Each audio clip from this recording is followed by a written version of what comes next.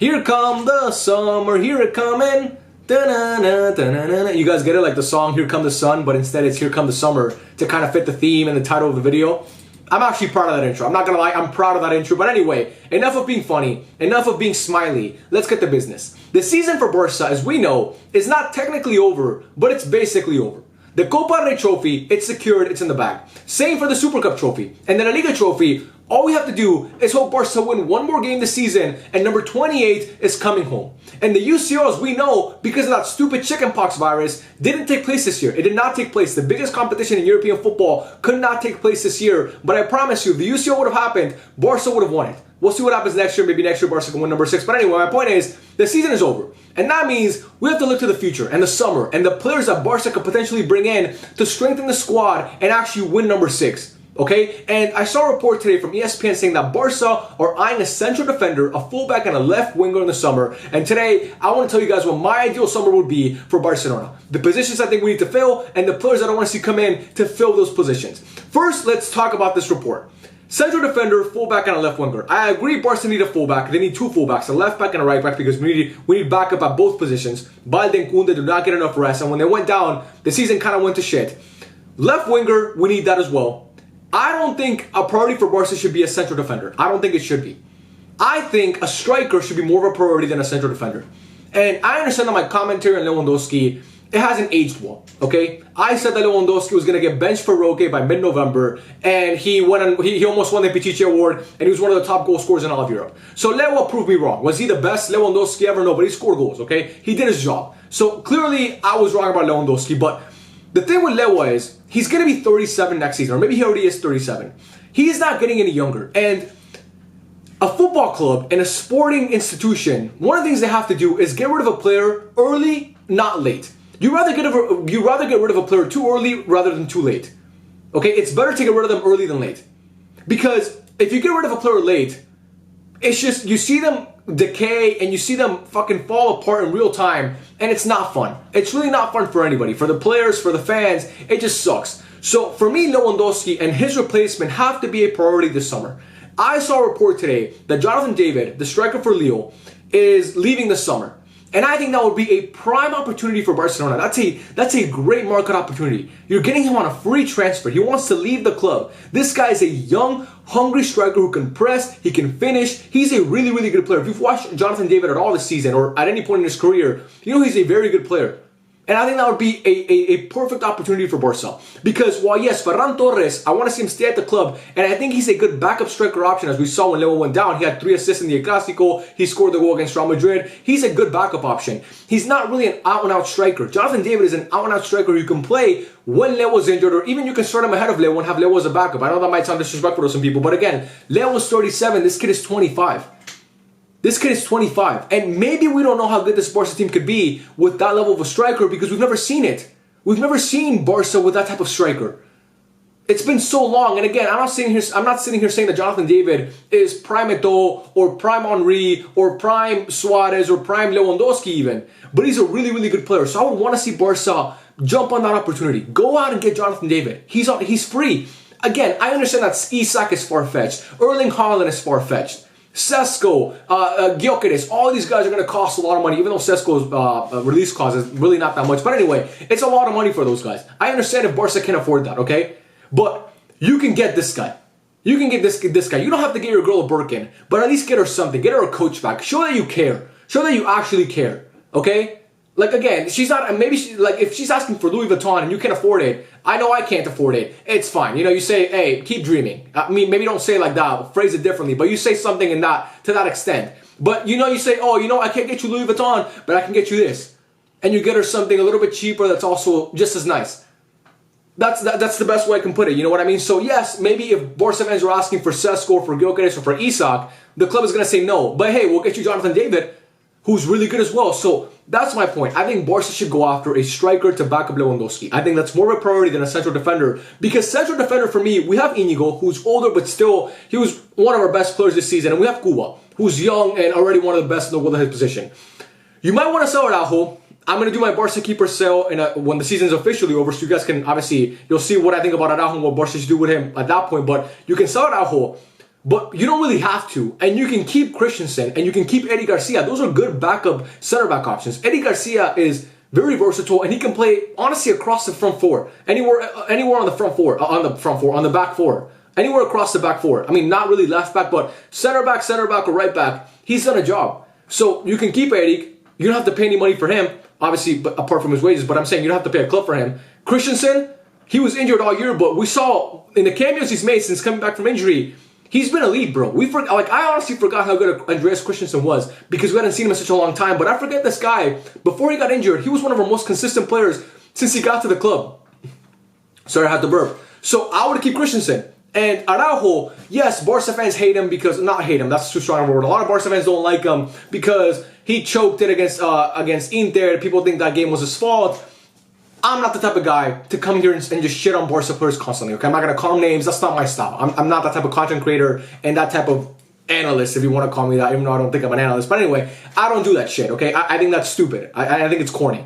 But it's no secret that Araujo did have his mistakes against Inter the same way that he had him against PSG. But nobody can sit here and deny that Ronald Araujo is still a really, really good defender. We've seen him make cameos this year where he was elite. People forget the game against Real Madrid in the Super Cup final when he came in and played amazing and when Inigo went down.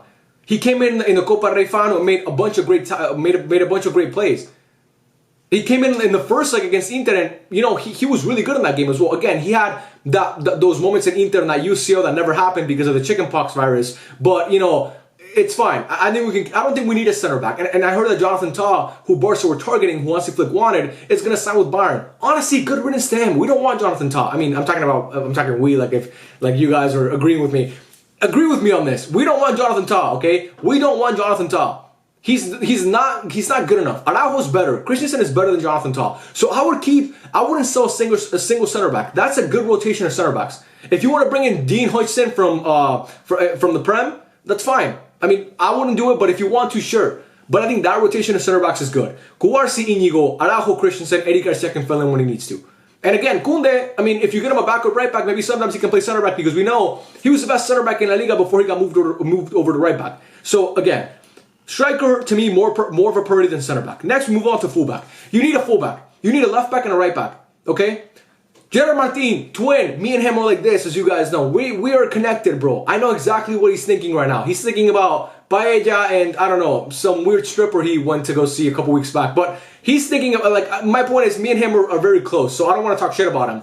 But he's just, like, he had the good game against Inter. He was amazing, actually, in that second half against Inter. In that game that never happened. But it's just, he's not a good backup left back option. He's just not. And we saw when Balde came into that game against Real Madrid, it's just like, bro, it's crazy. It's actually insane how good Balde is. Like, the difference, it's ridiculous. It's ridiculous. So, we need somebody that can back him up. I saw reports of Grimaldo for Leverkusen. And then I saw those reports are fake. He would be ideal, man. That guy would be a dream. Honestly, man, and this might sound weird. Not weird, but this might sound... I don't know what this might sound like. Okay, this is going to sound like something. It's going to sound like English words. But Cancelo would have actually been a really good option to have this season. Honestly, Joao Cancelo, while I hated the way that his tenure at Barca ended last year because he had a bunch of bad games on the stretch, just terrible against PSG, terrible against Madrid. He was fucking awful in all those games. He would have been a good backup option to have this year. He would have been a really, really good backup option to have. And I think he would have actually thrived under Hansi Flick. But, you know, we let him go. He's in Saudi now, whatever. But you need to bring a left back. And I think Grimaldo would be a good option. If you can't get him, you got to look at these league. Like, I'm not that knowledgeable about the left back market currently. But you got to look at these maybe mid-table La Liga teams and find somebody that you can bring in. And for right back, Ratiu for Rayo Vallecano. Okay, I have a lot of Romanian followers, Romanian viewers. So that guy, man, bring him in. Bring him in. Bring in Ratiu. I think he's so good. He's really, really good. He's a very consistent player. He's been one of Rayo Vallecano's best players for the past couple years. So I would bring in Ratiu. And also I saw reports of Jeremy Frimpong. That would be a good option as well. Jeremy Frimpong, as we know, a very attacking minded fullback. I think he would be a good option to have as well. But just my point is, you got to fill those positions of need. I'm not Deco. I'm not Joan Laporta. They can do it on their own. Okay, they're not paying me the big bucks for that shit. I'm just a guy who sits here and talks to a camera and makes weird, obscene references and analogies sometimes. So they're not paying me for that shit. So they got to go figure it out. And when the report comes out about who they're potentially going to bring in, I'll make a video and say whether I like it or not. That's my whole job here. I react. I don't find them. I react to the findings that they find. So again, bring in a left back. You could bring in somebody like Grimaldo, which would be ideal, but I don't know. And you could bring in somebody for right back like Jeremy Frimpong or like a Ratiu, who I think would be a really good market option to bring in Ratiu. And then left winger, last but not least. There's been reports of Marcus Rashford apparently being obsessed with coming over to Barca. We've seen him comment on Lamine Yamal's Instagram post. I'm not opposed to the idea of bringing in Marcus Rashford, man. Not at all. I made a TikTok about this, and I honestly would be very open to that idea. I think Marcus Rashford is a guy who, under the right environment, he can thrive. And we saw that at United for years, okay? He was not always consistent, but when he had those patches where he was good, it's when he felt the most comfortable. Okay, there was that stretch with Erik ten Hag when, they beat us actually in that Europa League in the 2022-2023 season, where he looked like one of the best players in the world for months. He just did. So he has that in him. And obviously, Barca wanted to bring him in the winter, but they couldn't because Ansu Fati refused to leave. But now we know that Ansu's leaving. So I would be open to the idea of bringing in Marcus Rashford. I honestly would be. He's not going to be that expensive. He's dying to come to the club.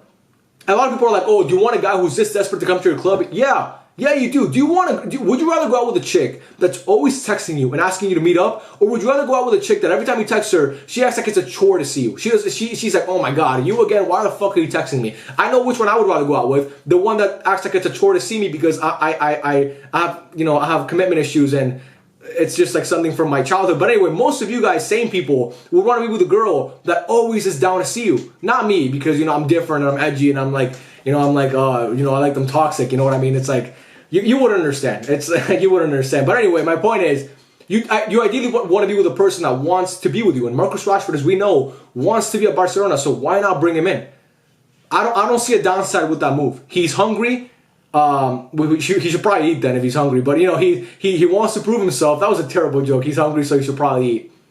Don't do that again. He wants to prove himself. He wants to go to Barca, and I think he would honestly do really well under Hansi Flick because everybody does well under Hansi Flick. Name me a player who hasn't done well under Hansi Flick. I'll wait. Name me one player. Go. I'll wait for you.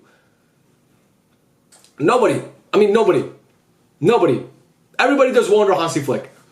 Everybody. And don't bring up Araujo because he's done well. Don't bring him up, okay? Don't do that. That's low from you. That's very, very low from you. But anyway, left winger, you can go for Marcus Rashford. That to me would be the most, the easiest option to bring in and the most economically friendly. Then you have guys like Rafael Leao, who I would love to bring in Leao. I think people, obviously hasn't had the best season for Milan, and Rafael Leao is very inconsistent. He's a stud, bro. That guy's a Rolls Royce of a player. He's a very, very, very good player. You bring in a guy like Rafael Leao, that changes your ceiling. It does. Now, is he going to take Rafinha's spot? No, because Rafinha has cemented himself as one of the best players in the world this season.